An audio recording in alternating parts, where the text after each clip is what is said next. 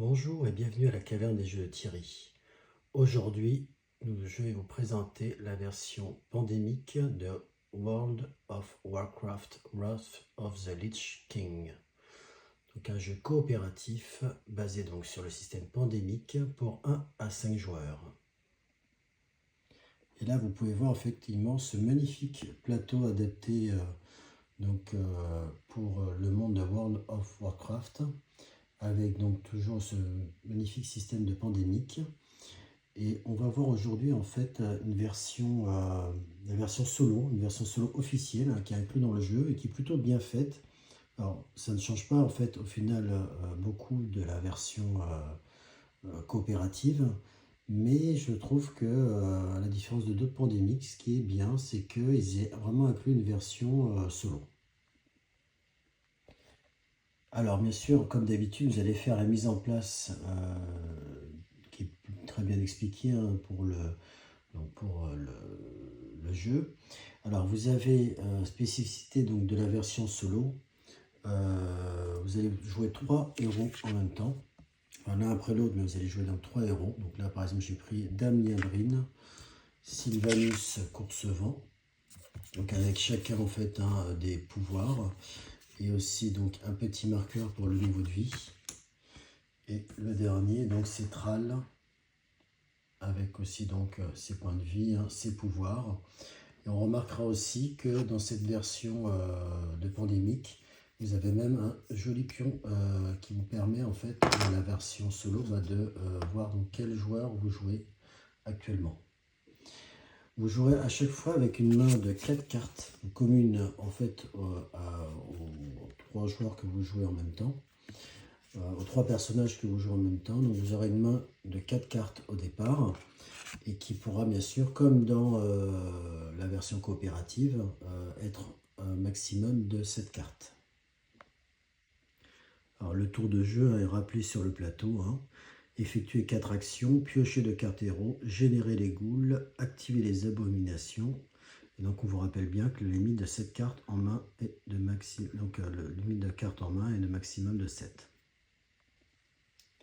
Alors bien sûr, le but du jeu, je rappelle, comme donc dans la version en fait pandémique, c'est de vaincre le fléau. Alors là, c'est pas une épidémie, mais c'est en fait le roi Lich qu'il faut ici en fait combattre. Mais pour cela, avant, il va falloir réaliser 3 scénarios. Donc vous avez en fait plusieurs scénarios qui sont dans le jeu. Donc là, j'ai pris le scénario le Nexus, Naxxramas et Ulduar. Et en fait, tout simplement, lorsque vous aurez, quand vous aurez réussi en tout cas à faire ces 3 quêtes, à ce moment-là, vous pourrez tenter de vaincre le roi Lich, donc la quête, là pour l'instant qui est retournée du roi Lich, qu'il faudra réaliser. Lorsque on résoudra chaque quête, il y a en dessous une carte de récompense qui vous permettra aussi d'avancer et de tenir en face à ce fléau. Alors bien sûr, il ne vous faudra pas être débordé par les ghouls qui, telles des maladies, vont se répandre dans le royaume. Et donc c'est effectivement une des moyens de perdre, c'est de laisser se propager toutes ces ghouls et qu'il n'y en ait plus effectivement à piocher. Et à ce moment-là, c'est une des conditions de perte. Une autre condition de perte, effectivement, c'est qu'il n'y ait plus aussi d'abomination à tirer.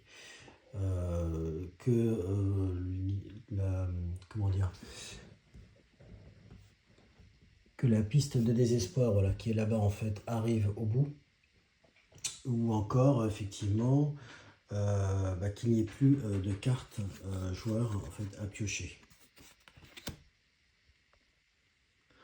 Donc tout simplement en fait dans cette version solo, mais en fait qui fonctionne aussi en coopératif, donc chaque joueur va effectuer 4 actions.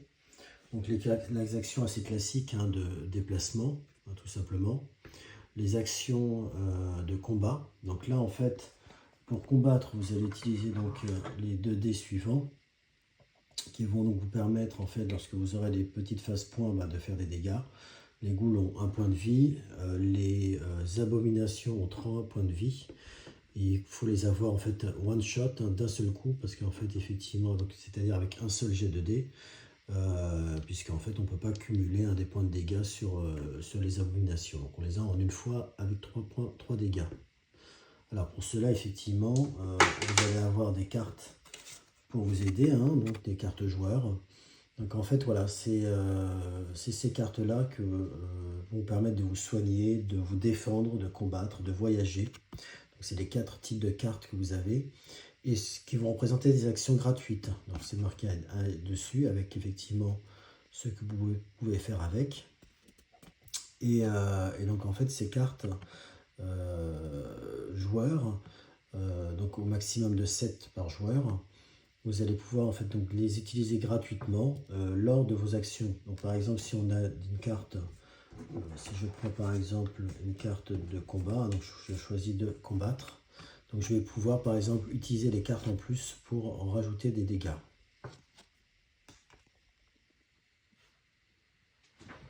Donc autre action possible, hein, en dehors des déplacements et des combats, c'est bien sûr partir en quête. Et à ce moment-là, lorsque vous allez partir en quête, donc à ce moment aussi, vous avez ces pions-là qui vous indiquent le lieu de la quête. Donc ici, on a un axe ramasse. Voilà, donc en fait, tout simplement, ici, il va falloir tout simplement jeter les dés de combat, faire des points en fait pour avancer sur le schéma, et vous pourrez vous aider des cartes que vous avez en main, par exemple la carte ici de combat qui va vous permettre en fait d'avancer aussi plus rapidement en fait sur l'échelle. Bien sûr, à chaque fois que vous allez partir en quête, bien sûr dans ces donjons là vous allez avoir des dégâts qui sont indiqués ici. Les dés que vous aurez lancés, si vous avez des boucliers, vous permettront de réduire effectivement ces dégâts, de même si vous avez des cartes défense. Et puis bien sûr, je ne l'ai pas précisé, mais lorsque vous allez combattre les ghouls, ils vont aussi répondre et vous faire des dégâts. Donc s'il apparaît, chaque ghoul va vous faire un dégât, donc effectivement, l'importance d'avoir sur les dés, bien sûr, les boucliers, et d'utiliser des cartes de défense pour réduire ces dégâts. Et vous pourrez bien sûr aussi utiliser des cartes soins pour récupérer et bien sûr utiliser les pouvoirs des héros, hein, comme celui de Sylvanas, hein, qui permet, lorsque elle utilise ses actions combat ou défense, de se soigner d'une blessure.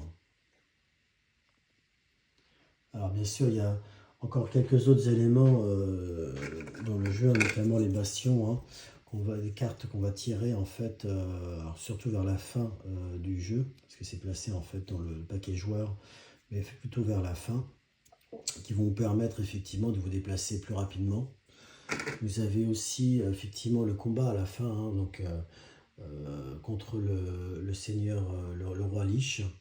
Ne pas oublier aussi que ce roi Lich, en fait, qui va se déplacer, hein, lors des différentes propagations, lorsqu'il va se placer, en fait, il y a des cas spécifiques en fait pour le roi Lich sur cette zone. Et si vous allez combattre ou faire des quêtes dans la zone où se trouve le roi Lich, vous allez recevoir un dégât supplémentaire. Alors ensuite, effectivement, après votre 4 actions, vous allez donc utiliser effectivement, déplacer votre petite main pour sélectionner un nouveau héros. Mais avant qu'il puisse faire ses actions, effectivement, vous allez donc piocher 2 cartes héros. Générer les ghouls, ça veut dire effectivement utiliser, hein, les fameuses cartes de propagation qu'on a ici, pour propager effectivement la pestilence, hein, des ghouls dans ce monde froid. Et ensuite, activer les abominations. Donc c'est tout simplement en fait déplacer les abominations vers le héros le plus proche. Donc sinon après on choisit, hein, lorsque là c'est équidistant, et va attaquer en fait les héros directement et leur faire un dégât. Alors vous voyez dans l'ensemble, hein, les règles que j'ai expliquées, hein, bien sûr sont valables globalement pour la partie en coopératif. Ce qui est bien effectivement, c'est qu'il y a une version solo adaptée pour ce jeu-là. Et on peut dire effectivement que voilà, ce jeu est quand même très beau, les figurines sont vraiment magnifiques. Je pense qu'elles méritent un bon coup de peinture, effectivement. Même déjà comme ça, en fait, elles sont plutôt assez détaillées. Et voilà, c'est très sympathique d'avoir un jeu comme ça, Pandémique, avec des couleurs assez vives, des belles figurines. Euh, un renouvellement en fait du jeu en fait via des systèmes de quêtes, des cartes avec des pouvoirs, des personnages bon avec les pouvoirs. Bon, ça c'est vrai qu'on connaît ça aussi dans le système pandémique classique, mais voilà, globalement effectivement on rentre bien, hein, je trouve, dans ce World of Warcraft. Je vous recommande effectivement ce pandémique. Merci d'avoir suivi cette vidéo et je vous dis à bientôt.